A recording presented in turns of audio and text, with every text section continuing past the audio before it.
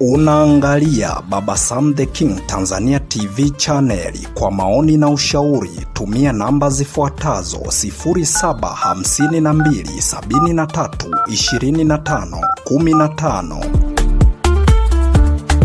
Baba Sam the King.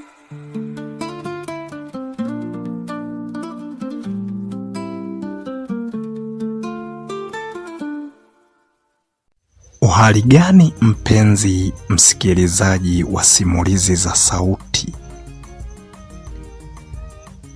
Karibu tena katika simulizi zetu za sauti ambazo umezoea kuzipata hapa. Na hii simulizi inaitwa Sina Makosa sehemu ya pili. Sina Makosa ni simulizi ambayo inamwangazia kijana wa kuitwa Kituro pamoja na rafiki yake Zegadi. Urafiki waliouanzisha na hatimaye ukaja kutengeneza udugu. Kama endapo utakuwa haujasubscribe channel hii, inaitwa Baba Sam the King Tanzania TV channel, na chini ya video hii kuna kitufe ambacho kina rangi nyekundu, pia kina alama ya kengele. Unaweza ukagusa hapo moja kwa moja ukawa ni mwanafamilia wa Baba Sam the King Tanzania TV channel.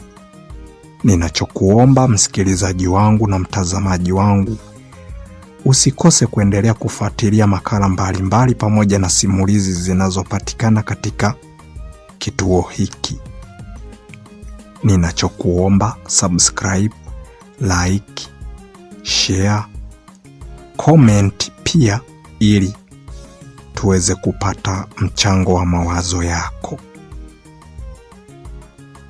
Sasa karibu sehemu yetu ya pili. Tuendelee kuangalia maisha ya hawa vijana wawili, namna jinsi ambavyo walivyokuwa wakiendelea kuishi. Zegadi akaendelea kuuza.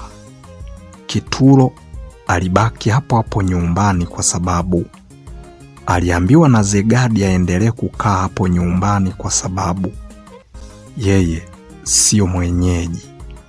Ambaye aliyekuwa mwenyeji na kijiji hicho cha Bugureni alikuwa ni huyu Zegadi. Lakini Kituro bado ni mgeni. Kwa hiyo hata kama taamua kwamba aende kuuza, kidogo italeta shida kwa sababu